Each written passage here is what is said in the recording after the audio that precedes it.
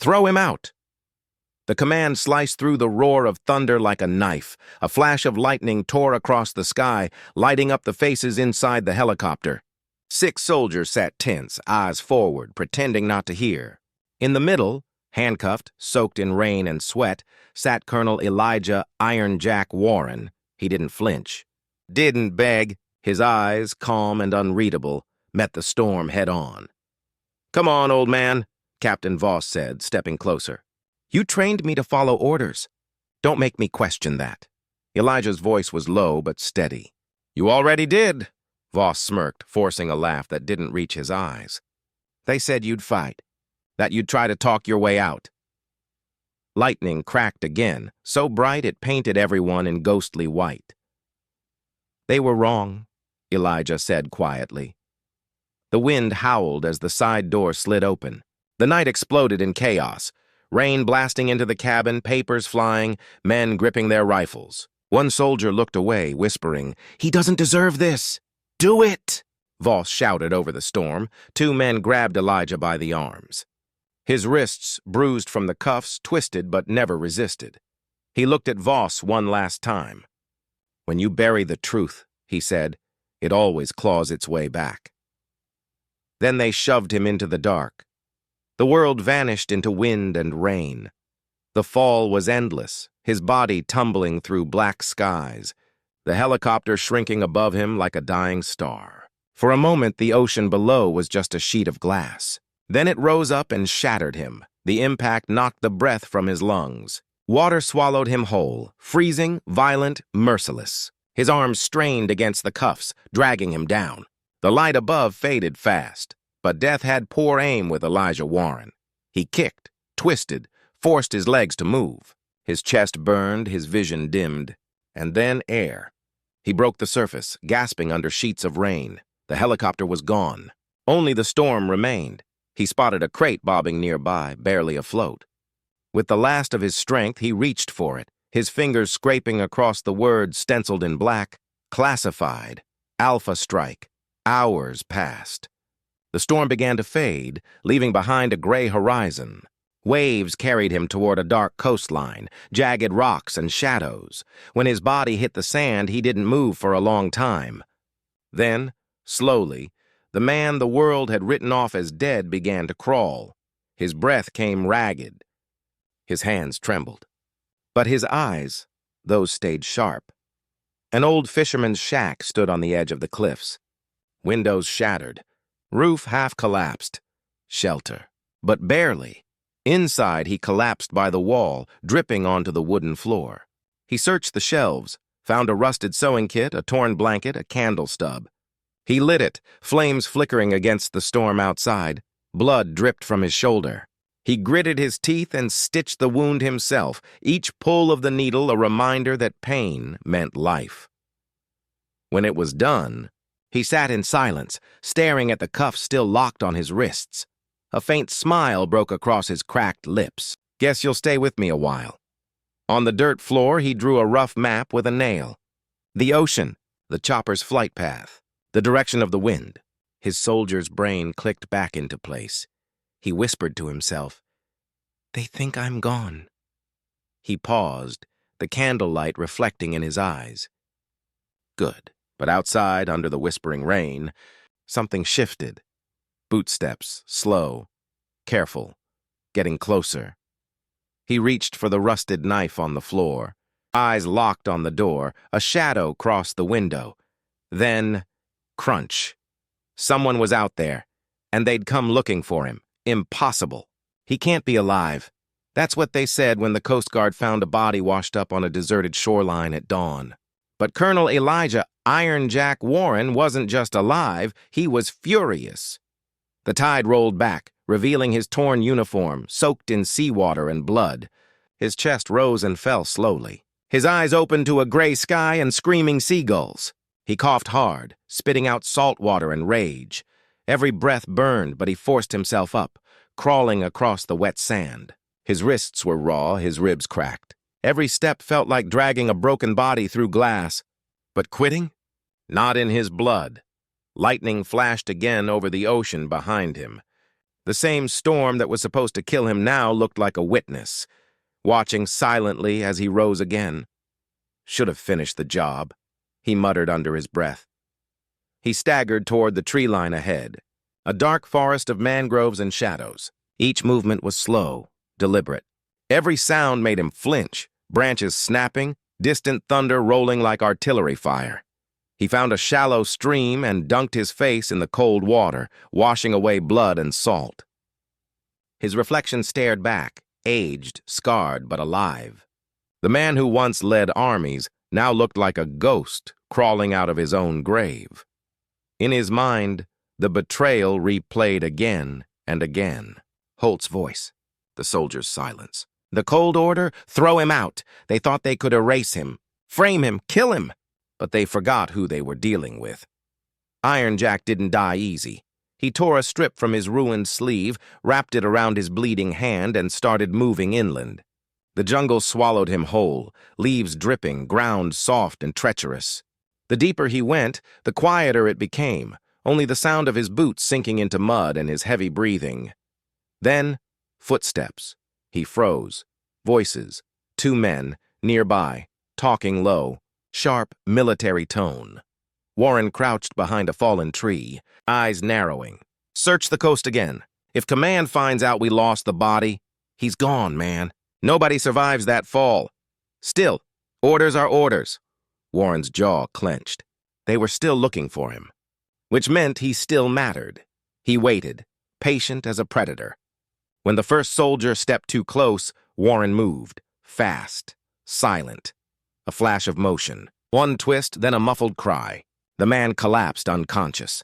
The second soldier barely turned before Warren grabbed him by the vest and slammed him into the mud. "Where's Holt?" Warren growled. The man struggled, terrified. He went back to base, said it's over. Warren stared down, breathing hard. Not yet. He let the man go, disappearing back into the trees. Within minutes, he was gone. Night fell quick and heavy. Crickets sang like alarms in the dark. Warren found shelter beneath a rocky overhang. He started a small fire using his survival blade, one of the few things he still had strapped to his leg. As the flames flickered, he stared at the smoke curling into the black sky. They thought they buried a traitor. Tomorrow, the world would learn they buried the wrong man.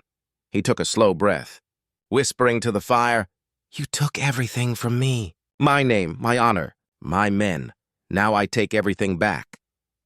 Wind carried the smoke upward, vanishing into the night. Somewhere out there, Holt was already celebrating his victory. But the man he betrayed had just crawled out of the ocean, and the storm that started tonight was far from over. Colonel Warren is dead. The words echoed through the polished war room like a gunshot. General Reed leaned back in his leather chair, eyes sharp as the storm outside the glass wall. Around him, a handful of high-ranking officers exchanged silent glances. Not a single one looked surprised. "Good," Reed muttered, swirling the amber in his glass. One less ghost in the system. At the far end of the table, a younger officer, Lieutenant Park, hesitated. "Sir, we haven't recovered the body." Reed's eyes lifted, cold and precise. "Bodies sink, Lieutenant. That's what water's for." A ripple of nervous laughter spread around the table, but it didn't last long. Reed's voice cut through it like steel. Warren was a relic, a hero from a war no one remembers. Now he's a headline we don't need. He pressed a button. The wall screen flickered to life. Classified documents, wire transfers, and a network of encrypted messages. "This," Reed said, "is what he was digging into." "The operation stays buried, understood." Every man in the room nodded, except Park.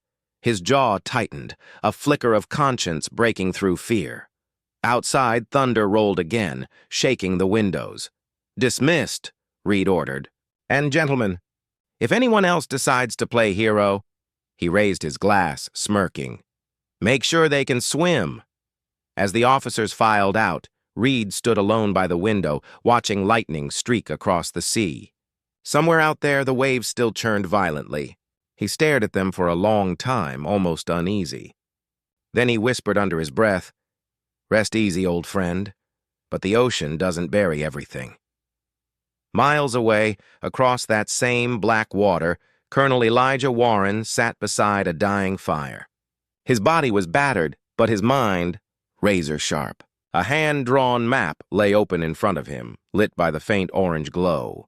Around it, pieces of scavenged military tech, radio scraps, wires, and an old encrypted comms device he'd salvaged from the wreckage. He turned the knob slowly. Static. Then, voices. Distant, faint, but real. Alpha Team secured shipment, General Reed confirmed. Next phase moving to Geneva. Warren's hand froze. His eyes narrowed. Reed, he whispered, his voice low and steady. So it was you. For a moment, he just sat there, silent, letting the truth settle like a blade in his gut. The betrayal wasn't random. It was calculated. The men he once trusted, the same ones who had toasted him at war banquets, had turned his loyalty into liability. Outside, the wind screamed against the shack. Warren stood, his shadow stretching long across the wall. He picked up a rusted combat knife, the same one he'd carried through 3 wars, and slid it into his boot. All right, General, he said quietly, eyes on the horizon. Let's see how deep your shadows go. In the distance, a flare burst across the night sky, red, urgent, and close. Warren's eyes lifted toward it. Someone was signaling, but friend or foe, impossible. He's dead. That's what General Reed muttered when the photo hit his desk, grainy, rain-soaked, but unmistakable. Colonel Elijah Warren, alive. The image had come from a coastal security feed in France, time-stamped less than 48 hours ago. Warren was limping through a storm, wrapped in a tattered military poncho, carrying nothing but a duffel, and that same look in his eyes.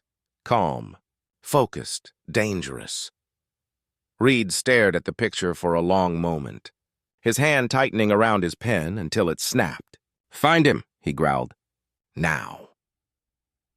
Meanwhile, somewhere in the French countryside, Warren moved like a ghost through the fog. Every step was pain, but pain was familiar and almost comforting. He'd learned to use it like a compass. If it hurt, he was still alive. He reached a remote farmhouse just before dawn. A motion sensor light flicked on, revealing a woman holding a shotgun, Sergeant Lena Briggs. She froze. Elijah? Warren's cracked lips lifted slightly. You always did sleep light. The gun lowered instantly. She rushed forward, disbelief washing over her face. You're supposed to be dead. Supposed to be, he said quietly. But I had other plans. Inside, Lena patched him up, her hands trembling as she cleaned the wounds that should have killed him. They said you turned on command, Jack, that you sold secrets. Warren looked up at her, eyes steady. You believe that? She didn't answer, but her silence said enough. He slid a USB drive across the table, cracked, burned, and half corroded by seawater. That's what they were hiding. Reed and his men, off-books weapons, sold through shell companies, billions moved through ghost accounts. They killed me to bury it. Lena stared at it, realizing the scale. You're going after him. I'm not going after anyone, Warren said, standing slowly, his body stiff but his resolve sharp. I'm going after the truth. Outside, thunder rolled again, distant this time, like the echo of the night he'd fallen. But this time he was the storm. Lena followed him to the doorway. You can't fight them alone, Jack. They've got governments, satellites, private armies. Warren turned, cutting her off. They've got all that, he said, slipping on his jacket. But they don't have me. She stared at him, conflicted. Then she tossed him a set of keys, an old, beat-up Land Rover. Then take this, she said. You'll need a ghost that can still move. He caught the keys, nodded once, and drove off into the fog. Behind him, the farmhouse light flickered, then went dark. And miles away, deep inside a military network, an alert triggered. Unauthorized signal detected. Coordinates, Eastern France. A smile spread across General Reed's face as he watched the map light up red. Welcome back, Colonel, he whispered. Let's finish what we started. But what Reed didn't know was that Warren wasn't running anymore. He was hunting. "Do you know what happens to men who come back from the dead, Colonel?" General Reed's voice cut through the silence of the mountain air like a blade. His tone wasn't angry, it was amused, confident, the kind of confidence only men in power wear like armor. Down below, inside a massive glass conference hall perched on the edge of the Alps, 100 world leaders gathered for the summit of security. Cameras rolled. Flags fluttered. And somewhere among them, Elijah Warren was already inside, not as a soldier, not as a guest, but as a ghost wearing a borrowed suit and a forged ID. He adjusted the earpiece Lena had rigged for him in the Land Rover that morning. Her voice came through, steady but tense. "You've got 10 minutes before they trace the badge." 10 minutes is all I need," Warren muttered. He moved through the crowd like smoke, blending in, observing, waiting. On the screens above, Reed was shaking hands, smiling for the cameras. Behind that smile was a lie so deep it could start a war. A young intern brushed past Warren, nearly spilling a tray of glasses. "Sorry, sir." Warren nodded politely, but his eyes followed her lanyard. Defense Research Division. Perfect. He slipped a small drive into her unattended laptop as she hurried away. The drive began copying files instantly. Blueprints, offshore ledgers, encrypted emails. Proof of everything Reed had buried under national security. Then came the voice from behind him. "Still breaking into things, Jack?" Warren froze. Slowly, he turned. Standing there, dressed in an immaculate gray suit, was Major Carter, Reed's right hand. The same man who had pulled the trigger the night they left Warren for dead.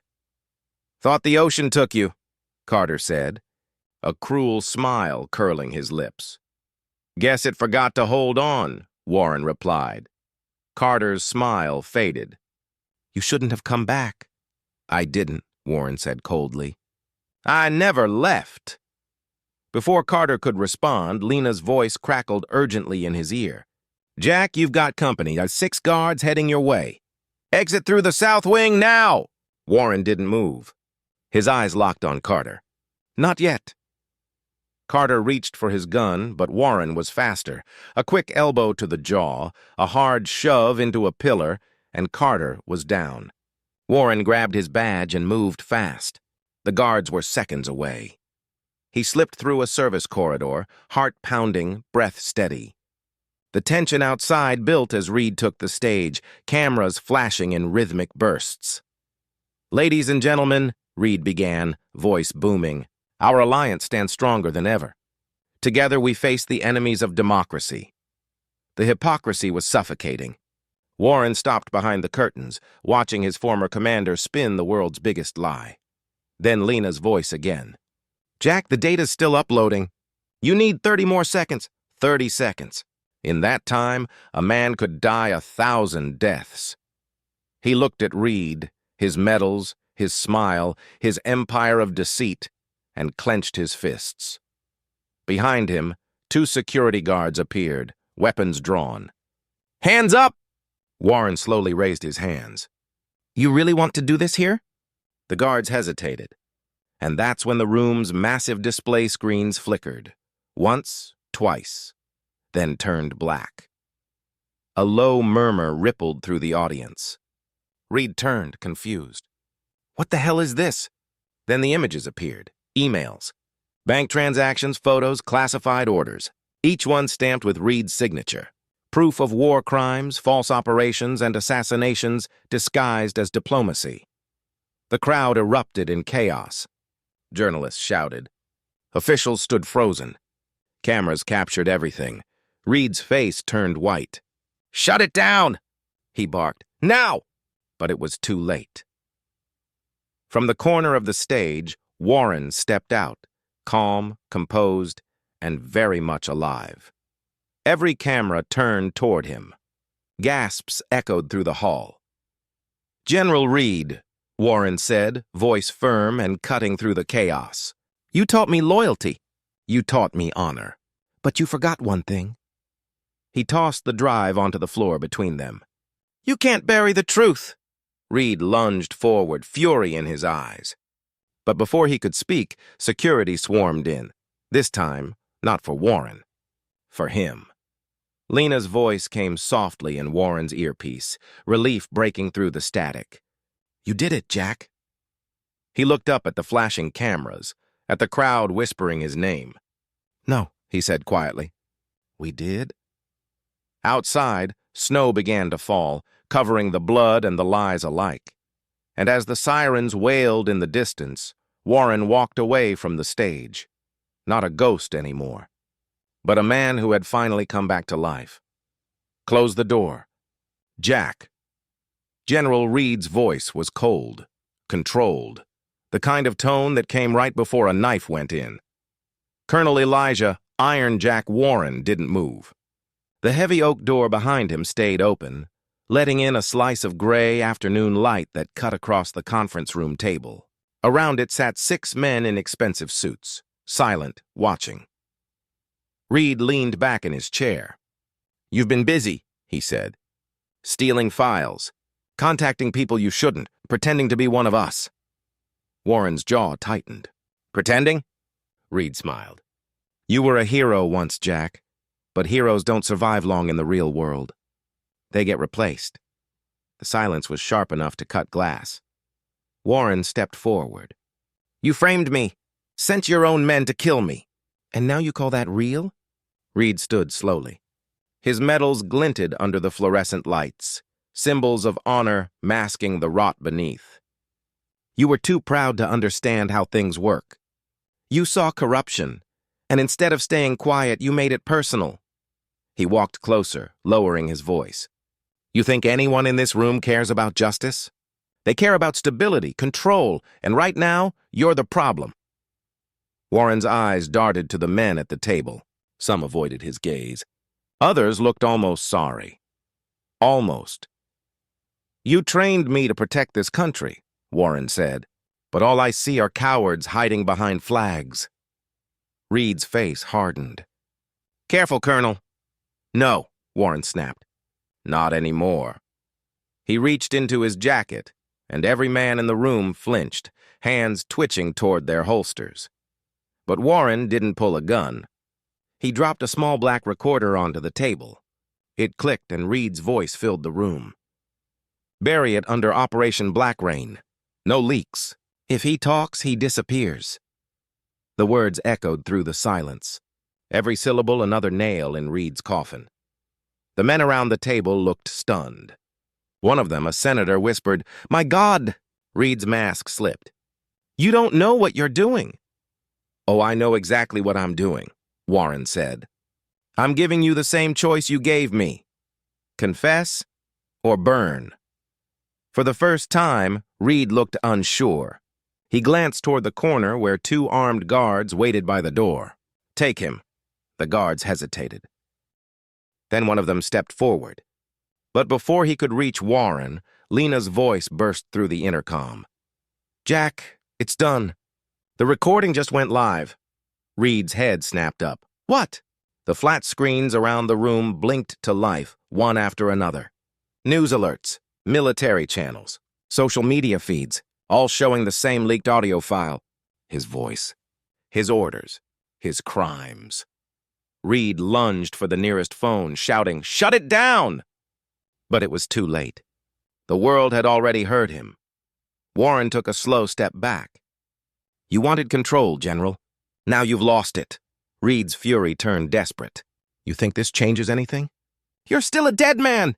Warren met his eyes, calm but burning inside. "Maybe, but at least I won't die a liar." He turned to leave, but Reed's voice followed him, trembling now, almost pleading. "Jack, we built this together." Warren stopped at the door, not looking back. "No, Reed. You built a machine that kills men like me and calls it peace." The door slammed behind him, shaking the walls. Inside, the room fell into chaos.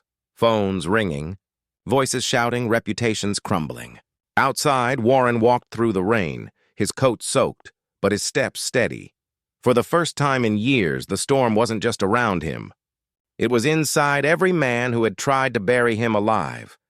And he wasn't done yet. Do you even realize what you've done? The words echoed through the courtroom like a gunshot. Colonel Jack Warren stood at the defendant's table, wrists free, eyes steady. Across from him sat General Reed, once untouchable, now pale under the harsh lights, his medals stripped, his empire burning. But the room wasn't looking at Reed. They were looking at the man beside Warren, Senator Thomas Hale, the same politician who'd once called him a disgrace. Now he stood shoulder to shoulder with him. Hale cleared his throat. "For years we called him a traitor," he said, voice trembling. "But the only betrayal was ours." Murmurs rippled through the gallery. Cameras clicked. Reporters leaned forward. Reed scoffed from his chair. "You think the truth changes anything? The system doesn't care. It never has." Warren turned to face him. "You're right about one thing, General. The system doesn't care. But people do," Reed sneered. "People forget.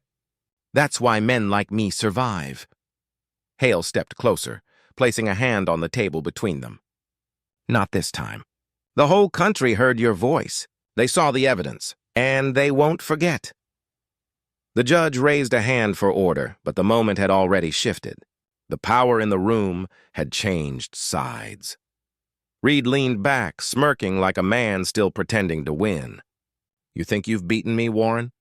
You just destroyed everything you swore to protect." Warren didn't blink. "No. I protected what you tried to bury, honor." A hush fell. Then slowly applause began from the back row. A veteran in uniform rose to his feet, saluting. Then another, and another. Within seconds, half the room was standing.